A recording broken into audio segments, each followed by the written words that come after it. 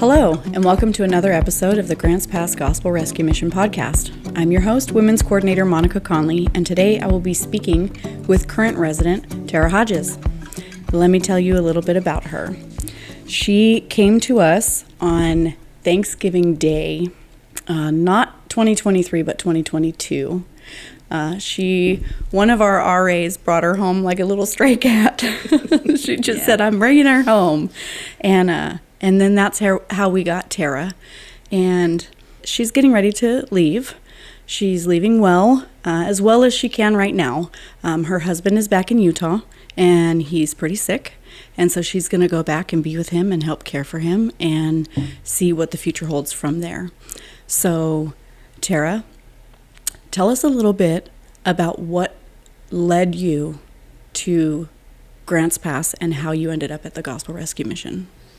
Well, first of all, two of my kids live here in Oregon. My son lives in Salem and my daughter lives in Medford.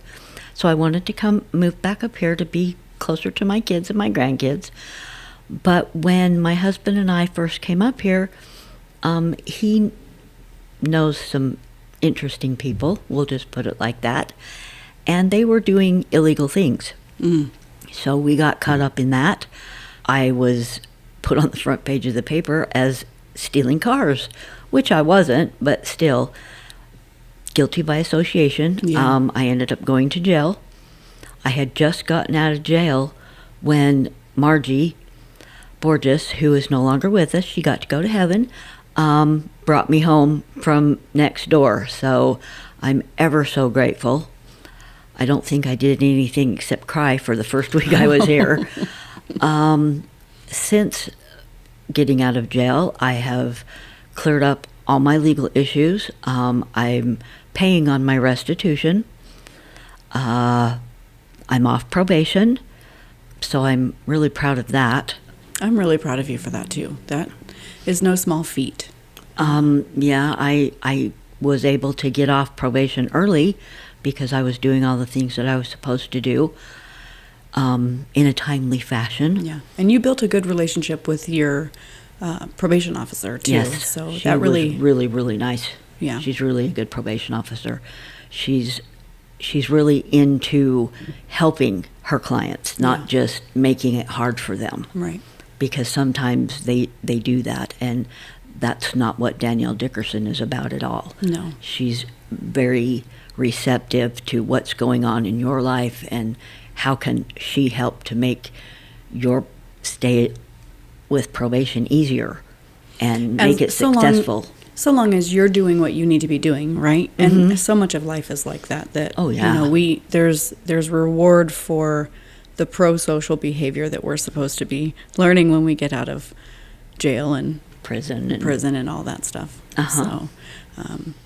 So it sounds like coming here to the mission, having the structure and things that we had here really helped you with your supervision, with being able to do the things that you needed to do. Yes. To complete it. When I first got here, I had the clothes I had on because we lost everything when they raided where we were staying at. I was able to get my marriage license, my birth certificate, my social security card, my driver's license. All of those things were made possible by the time that I stayed at the mission. I was very grateful for that because, like I said, I didn't have anything. I was wearing leggings, flip-flops, a sweatshirt. I remember. And a tank top, and it was cold. It was cold. It was cold. Over the time that you've been here, almost a year and a half you've been here, almost a year and a half. In that year and a half, what are some things that you've learned about yourself here? How resilient I am. How, even though I might not think I'm ready for things, God will help prepare me. It's like going back to face this medical situation with Michael, my husband. I don't know what God has in store. He's in stage 3 cancer. But I know that God will be there. He will be there no matter what way it goes. Right. If Michael chooses not to go through chemotherapy and passes away, I know that the Lord will be there with me no matter what happens. Right. And that strengthens me. Just knowing that God is here for me and that he loves me. I never really thought about that before. I never really grasped that concept. Oh yeah, I knew about God and, but I didn't realize just how deeply he cares for us and is a part of everything we do if we believe. What do you think led you to that realization? Just being here, being in the Word, being a little bit more saturated, I guess, with not religion, but spirituality, because it is very spiritual here. Because everybody here goes to different churches, and we all get along most of the time. But it's you feel God here. You know he's with us when we have chapel, when we have activities and stuff. You can feel the Spirit of the Lord working. You can see him working in each of us in different ways. Yeah. Because we all have different things that we struggle with every day. Right. And I'm very grateful for that. I feel like I've really grown a lot as a person, as a wife. When you did Even Exile with us, that was an amazing book to me, because I learned so much of what the Lord wants in a wife. Yeah. As well as a woman. It's like, wow, I wasn't doing that. It's pretty empowering, isn't it? It is. It's very empowering. And now I have tools that I can go back and help my husband be a better husband, because I can be a better wife now. Yeah. Yeah. And not just, I mean, it is for our husbands that we want to be better wives, right? But it's, I think one of the key things in Even Exile and just in the Word of God in general is wanting to be better humans for our King. Yes, absolutely. I want to learn and grow in his Word so that I can be a better person, so that I can help my sisters, so that I can help my family. It's amazing, the turnaround, because there was a long time where I had an attitude of whatever. Yeah. And I don't have that anymore. I'm trying very hard to, like I said, be a better person. Right. What was the hardest thing about being at the mission? Or what is the hardest thing? Getting up at 5:30 in the morning. Some days it's really easy. I can roll out of bed and I'm good to go. Other days it's like, oh man, I don't want to get up. And because of the fact that you live with all kinds of different personalities, some of us are morning people, some of us are not. And so sometimes it's really hard to get up and be cheerful and happy and, look at the day like this is going to be a good day. Yeah. And most of the time I can do it, but every once in a while I get in my head of what's going to happen if, something happens to Michael. What am I going to do? And I let the bad thoughts get a hold of me, and I try very hard not to do that, because I need to be present here until I'm there. Yeah. And so that the presence, you being present here currently, is not just because you're here physically, right? But also because you've been promoted. You were promoted pretty quickly to a leadership role here. You are a resident assistant and RA. Aside from Thelma, who is my most senior resident at this point, you're my most senior resident assistant at this point. So do you think that plays a part in you just needing to be present and being focused? Yes, absolutely. Because the girls have different problems at different times. And as a resident assistant, you have to be able to empathize and help them with whatever is going on to different levels. You're, well, I'm responsible for getting everybody's medicine in the morning if I'm on morning shift, or at night if I'm on the night shift. It is a matter of I'm responsible. If I screw this up, somebody could get sick or die if I give them the wrong medication. So I have to be present here. And focused. Present and focused. Yes, absolutely. I remember when you gave me the RA job, I thought, are you out of your mind? I never thought I was going to be able to do it. And now I'm training people to take my place because I'm leaving, and it's like, yeah, I did pretty good. You did. And it takes all kinds of people, right? I try to make sure that we have a variety of personalities on the desk. You have to. You know, we've had some really more stern RAs, and we've had some more laid back RAs. We've had some that are in the middle, you know, but it takes all kinds of people, right? Because different people see things differently. Yes. You know, so I have appreciated having you as an RA. I have appreciated having you as a resident. I have appreciated, and I am honored that I got to watch you grow and that I got to be a part of that. There were many opportunities where I said something that just was like a little cliche thing that I had picked up along the way in my own recovery and in my own life and in my own growth. And then I said it to you, and it was like the light bulb just came on. Yeah. You know, and so I'm really grateful that I got to be a part of that for you, and vicariously get to know Michael in a little bit of a way. And yes. And you know, I am very grateful to know you. I sing your praises to everyone that listens. This place has changed my life. I mean, in so many ways.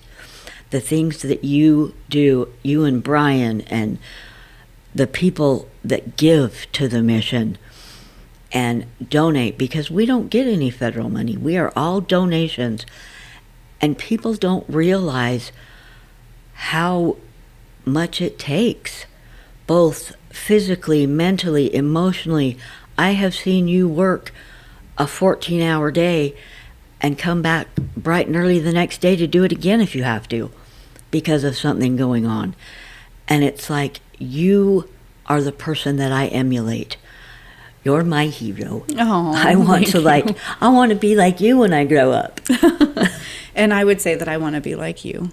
I learn as much from you guys as I hope that you guys get to learn from me, you know. And the pastor at my church, he used this analogy once. He said, I'm just the dirty tool that God chose to use. And that's absolutely how I feel. I am just, it's not me.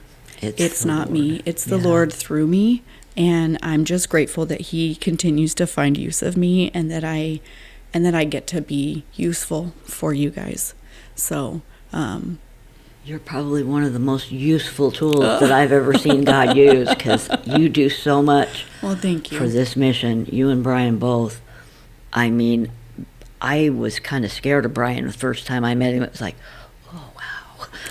And now that I've gotten to know him a little bit, he's such a warm, gentle, loving human being. You don't know that to look at him, because he's the head guy, you know. But he's not that way at all. He's very, very warm and wonderful. Yeah. He loves all of you guys. He loves every single one of the residents that comes in here. And, you know, he started off as a coordinator here too. So he's fully acquainted with every aspect of the mission, and I'm grateful for him too. So you're flying. Yes. You're flying out. You're leaving next Saturday. Are you worried about anything? Are there any concerns that you have about leaving here and going there? Are there any ways that our community or our listeners could be praying for you? Yes, please pray. Just to give me the strength to know what's best, the best thing to do for Michael. Because I want what I want, but I don't know if that's what God wants. Yeah. And so I'm just praying for strength and wisdom to do what the Lord wants me to do in this situation, because if I had my way, Michael would probably live for another 50 years, but that's not going to work. But so just for strength and wisdom, this is going to be a hard road no matter which way it goes. Yeah. And I just want to be loving and kind and gracious and know the right things to do and say to Michael and to all of our friends and family that are gonna be kind of on the outskirts of this. Yeah. And so my next question is not meant in any way to trivialize the experience of, your husband has stage 3 cancer at all. Do you think, you had mentioned previously, there's a lot of different personalities here. Mm-hmm. And waking up in the morning is hard to be cheerful every morning, and some days it's hard. Do you think that your stay here and having to push through some hard days and having to find ways to get along with other people, do you feel like that has in some ways prepared you to be able to help Michael through this, help friends and family through this? Absolutely. Because the people here that live in this house come from all walks of life and all different scenarios, and they're in different places in their walk with the Lord. So yes, I have family that, my brother's an atheist. He doesn't believe in God. Yeah. I keep telling him, boy, aren't you going to be surprised? Because that's how I feel. He thinks that once we're dead, that's it. Yeah. Boy, aren't you going to be surprised? But I believe because of having to be here and push through and keep going, it's going to help me when I get there in the darkest moments. Because even if Michael does do chemo, he's going to be way sick. He's going to be miserable. If he's on painkillers, he's going to be mean because he just is. He doesn't do painkillers well. But he's clean and sober, and that in itself is a miracle. Yeah. And he recently started going back to church, didn't he? Yes. Yeah. It's like, I just told him, you know what? This is what I'm going to do. If you want to do it, great. If you don't, sad face for you. I'm going anyway. And he finally has figured out that I don't want to be a criminal. I'm not equipped. Yeah. Obviously, I'm not very good at it, or I wouldn't have ended up in jail in the first place. I don't want that lifestyle. Yeah. I want to be a grandma. I want to spoil my grandkids and go camping and do fun stuff. And as hard as it is to live a normal lifestyle, like what we would consider normal would be we're talking having a job, having your own place, not committing crimes, and not doing drugs, right? Yes. That's the life that we're wanting to do. And when you think about living that life, it's so much easier than living the criminal lifestyle. Oh, I'm telling you. I can talk to the police now and not have to worry about it. They're not looking for me. Yeah, it's amazing. It is.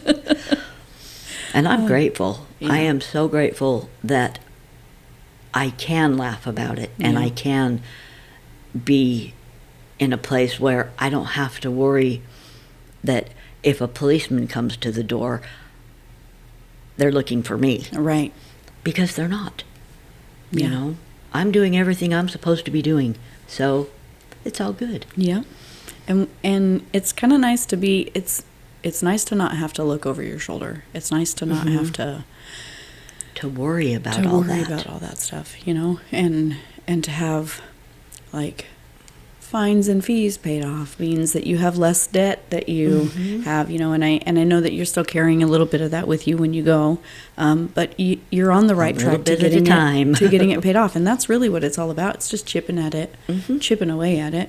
Yeah. And I kind of feel like that's how we do all of the things. We chip away at learning how to have boundaries. We start practicing them. We start maintaining them.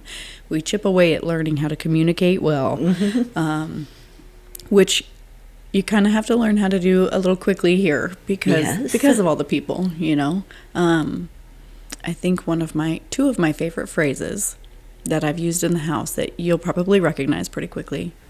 Feelings aren't facts, and unconditional love doesn't mean unconditional tolerance. You said that to me, and it was like I got hit between the eyes with a board. It was like, that's it. I can tell that to Michael. That's it. One of the first things that I remember that you asked me once was, how do you eat an elephant? And I told you, one bite at a time. And that's kind of life. Yeah. You just one bite at a time, one step at a time. Some days 1 minute at a time. That's all we can do. That's all we can do at any time. Just one bite at a time. And sometimes it's a nibble. Yeah. Sometimes it's not a very big bite, but at least you're still working at it. Moving forward. So if there was somebody on our streets or in our parks or anywhere else in the world, United States or whatever, that was thinking, I need someplace to go, someplace safe, what would you tell them about coming here? Oh, this place is amazing. The people are so wonderful here. They will take you in. They will not judge you. They will help you with all of the things that you need help with. Your medication, getting hooked up with help, clothing. I wanted a pair of Nike tennis shoes my whole life, and I finally have some because I got a voucher to go get some clothes. And all of the things that a homeless person struggles with can be remedied here. You're fed, you're clothed, you're warm, you're loved. Above everything, you're loved. This place will take you in, and they will not judge you. And they will help you to understand what kinds of things that you need. But yeah, I mean, even if you have children, they are integrated into this house. We love the kids. We take care of the kids. Anybody that's homeless, I would recommend come to the Mission. They will help you. If you need a birth certificate, if you need identification, if you need to get housing lists done, anything that you need, the people at the Mission will help you with. And they will do it lovingly and empathetically. You're never judged, no matter what you've done or where you come from, which was a big thing for me because I was thinking, these people are never going to want me to be in there. I'm a criminal. I've been to prison. I used to be a dope runner. Ooh. And I never felt like that when I got here. The people that were here were so loving and so generous and so wonderful to me that I never once felt like one of them. Yeah, like ostracized, set aside, like you were an outsider. Icky. Yeah. Ooh, you're icky. You can't come. Yeah. That's not how you feel when you live here at all, ever. Now, so the thought that pops up in my head is, did you still feel that way even when I had to ask you to do hard things? Because not all the time, so we do 30-day reviews. We do monthly reviews because our program is a Pathway to Independence program, and so every month we do reviews. And some of the tasks I would give you each month were pretty easy tasks, but then there were other things that we would talk about that were harder things that I would ask you to do. Was it really hard to hear those things? Was it hard to follow through with them? Sometimes it's really hard when you get close to someone and they have done something to the point where they are asked to leave. It's really hard to pack someone's things so that they have to leave knowing that they might not be able to come back for 30 days, or maybe they might not get to come back at all for different reasons. That was hard. It wasn't hard to do it, but it was hard on my heart. Yeah. But I know that it's hard on your heart. And so I didn't feel like I was so alone, because the rules are here for a reason. I mean, the safety of the other people that live in this house, you and I and the other residents and the other RAs have to make sure that the other people, and especially the children in this house, are safe. Yeah. And if somebody is doing something to make the other residents or the children in this house unsafe, they need to leave. Yeah. And it's really hard to say, hey, I'm sorry, but, you know, I'm going to have to ask you to leave because you weren't following the rules, or you're putting people in jeopardy. Right. But I see you do it and how it hurts you. You're not cold-hearted at all. And so when I would see you have to ask somebody to leave, and it eats at you. Mm-hmm. And you were very loving and gentle with the way that had to go about. And so when I had to do it, I tried to be the same. Yeah. It's like, I don't want to do this, but I have to do this. It's that unconditional love. Yeah. Does not mean unconditional tolerance. It's telling somebody, you know, you're responsible for your actions, mm-hmm. and you are free to make whatever choice you want to make, but you're not free from the consequences of that choice. Yeah. So whether those consequences are good consequences or whether they're bad consequences, you know. So mm-hmm. So on a personal level, was there anything that I ever asked you to do personally, not as an RA, but just you as a person? Was there anything that I asked you to do that you thought was too hard? When you asked me to be an RA, I was scared to death. I did not think in any way, shape, or form that I was ready to do that. I thought, this woman has lost her mind. But as I started to do it, and as I started to grow into it, I thought, yeah, I can do this. I got this. Yeah. And it made me a better person because you asked me to be an RA. Because, like we said, there's a lot of people that are different personalities in this house. And as an RA, I'm like the front lines, you know, and not everybody has a good attitude all the time. No. And so you get to learn, okay, so-and-so's really having a bad day. Let's, like, have a little grace, show a little, you know, even a hug. Because I've done that. It's like, you just don't look like you're having a good day. Can I give you a love? Mm-hmm. And then it all starts to pour out, and it's like, oh man, I'm really sorry, you know, but let me see what I can do. Let me see if I can help you somehow. Yeah. And that's all we can do as people, even. Yeah. So you talked a little bit about the things that you were able to accomplish while you were here. And I think I know that the thing that is going to probably be the last thing that you get before you leave here are your new pearlies. I know.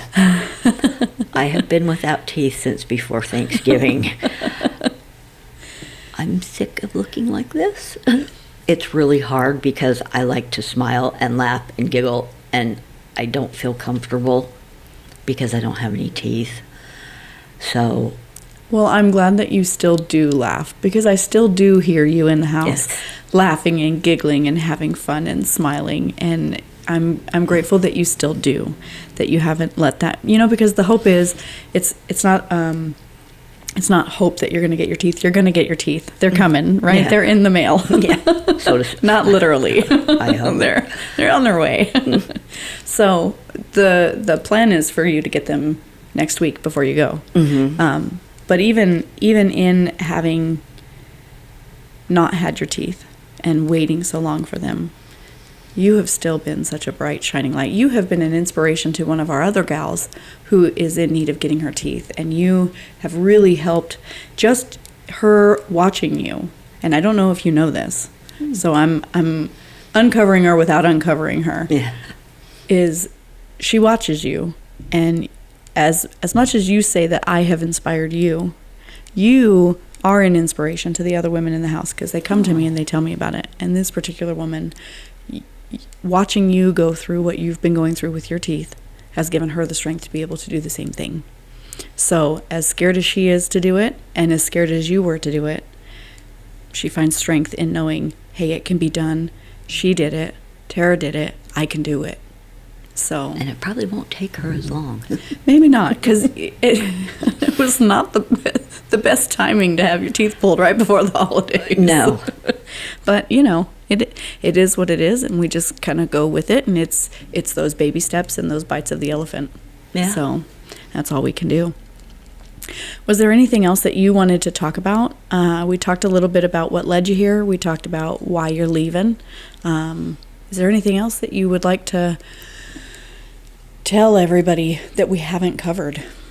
I really don't think so, because about the only thing that I would tell someone is if you're homeless or in need of a place to stay, this is the place. Like I said, the people here are so wonderful to you. They don't judge you. You won't feel ostracized or like you're nothing or icky or anything like that. You will be loved and cherished and made whole. Yeah, and helped. In this place. And helped. That's the goal. Yeah. So. And it's working. I'm living proof that it works. All right. Well, that about does it for another episode of the Grants Pass Gospel Rescue Mission podcast. I want to thank our guest, Tara Hodges, for spending some time with me today. And if you enjoyed what you've heard today, share it with a friend. If you want to learn about getting involved with the mission, maybe becoming a volunteer, or if you need more information on how you can support our programs, head over to our website at grantspassmission.org. Thanks again for listening, and have a great rest of your day.